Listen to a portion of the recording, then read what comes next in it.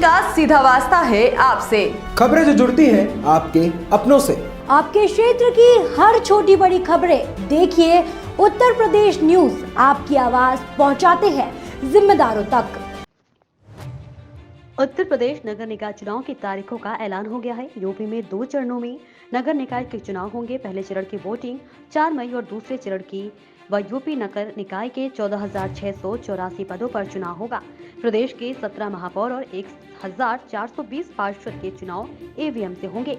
नगर पालिका और नगर पंचायत के पदों पर बैलेट पेपर से मतदान होगा।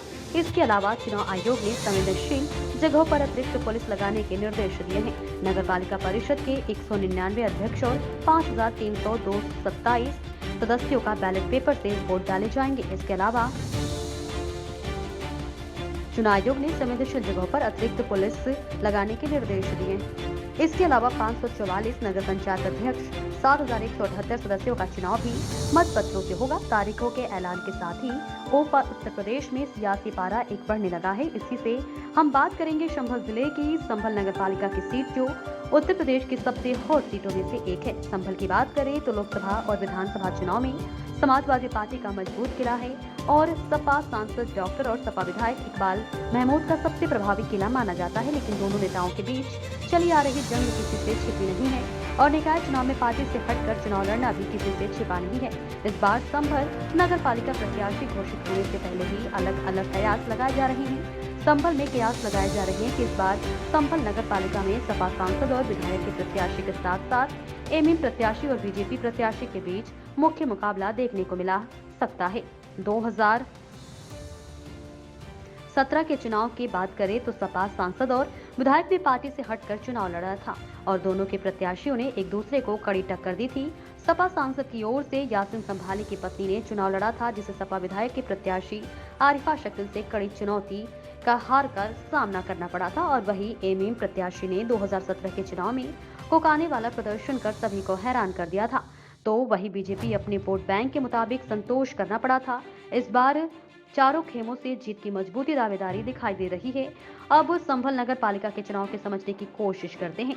संभल नगर पालिका के चुनाव की बात करें तो संभल में पिछले कई चुनाव में नगर पालिका के इलाके सराय तरेन से चेयरमैन और चेयरपर्सन बने हैं। इसी 2 वजह है कि यह भी संभल के सांसद और विधायक आते हैं। दूसरी वजह यह भी है कि संभल के सराय तरेन इलाके में बड़ी संख्या में वोट होना, जिसका असर संभल के विधानसभा चुनाव में सबसे ज्यादा देखने को मिलता है।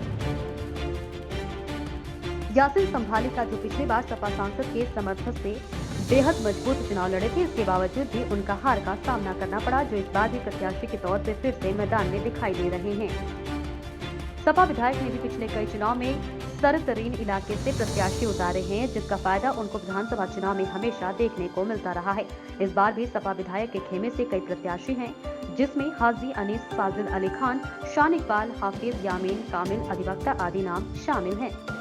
सपा विधायक के खेमे से साजिद अली खान और कामिल अधिवक्ता जैसे मजबूत प्रत्याशी अपनी दावेदारी पेश कर चुके हैं, जो चुनाव में कोकाने वाले नतीजे देने के दमखम रखते हैं। वही सपा विधायक खेमे से परिवार ही दांव खेल रही है। बाहरी प्रत्याशी की परंपरा को तोड़ा भी जा सकता है। तो वही सपा विधायक के खेमे में एक पक्ष परिवार से प्रत्याशी की मांग कर रहा है, लेकिन महिला सीट होना और बाहरी प्रत्याशी नहीं होने पर वोट के प्रभाव के समीकरण को बिगाड़ सकता है।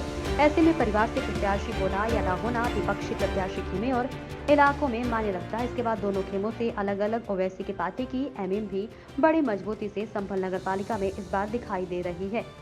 बात करें बीजेपी को, नगर पालिका चुनाव में बीजेपी अपने कोर वोट बैंक से आगे नहीं बढ़ पाती है, जिसका नुकसान हार से करना पड़ता है। बीजेपी मुस्लिम वोटों को अपने पाले में लेकर चुनाव के नतीजे बदलने में दिखती हुई भी रही।